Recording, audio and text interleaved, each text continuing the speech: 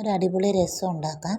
അതിലേക്ക് കുറച്ച് ചെറിയ ഉള്ളി വൃത്തിയാക്കിയത്, കുറച്ച് വെളുത്തുള്ളി, കുറച്ച് വറ്റൽമുളക്, 2 തക്കാളി അരിഞ്ഞത്, ഇവയെല്ലാം മാറ്റി വെച്ചിട്ട് തക്കാളി ഒഴികെ ബാക്കി സാധനങ്ങൾ മിക്സിയുടെ ജാറിലേക്ക് ഇട്ട് അല്പം മഞ്ഞൾപ്പൊടിയും ജീരകവും കൂടി ഇട്ട് ചതച്ചെടുത്ത് വെക്കുക. എന്നിട്ട് ഇതിൻ്റെ പുളിപ്പിന് ആവശ്യമായ പുളി വെള്ളത്തിലിട്ട് വെക്കണം. പുളി കുതിർന്ന് വരുന്ന സമയത്തേക്ക് നമുക്ക് ചട്ടി വെച്ച് ചൂടാകുമ്പോൾ എണ്ണ ഒഴിച്ച് കടുകും ഇട്ട് മുളകും കറിവേപ്പിലയും ഇട്ട് വഴറ്റി നമ്മൾ ചതച്ച് വെച്ച കൂട്ട് അതിലേക്കിട്ട് നന്നായിട്ട് മൂപ്പിക്കണം. ആ സമയത്തേക്ക് നമുക്ക് ഉപ്പ് ചേർത്ത് കൊടുക്കാം. ഉപ്പും കൂടെ ചേർത്ത് മൂത്ത് വരുന്ന സമയത്തേക്ക് നമ്മൾ അരിഞ്ഞു വെച്ച തക്കാളി അതിലേക്ക് ചേർക്കണം. തക്കാളിയും ചേർത്ത് ഇളക്കി ഒരു 2 മിനിറ്റ് ഒന്ന് അടച്ചു വയ്ക്കുമ്പോൾ അതിൽ എണ്ണ തെളിഞ്ഞ് വരും.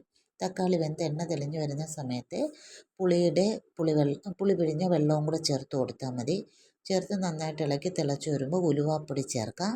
ഉലുവാപ്പൊടിയും ചേർത്ത് നന്നായി ഇളക്കി കായപ്പൊടിയും ചേർക്കണം. ചേർക്കുമ്പോൾ അരിഞ്ഞു വെച്ച മല്ലിയിലയും ചേർത്ത് ഇളക്കിയെടുത്താൽ രസം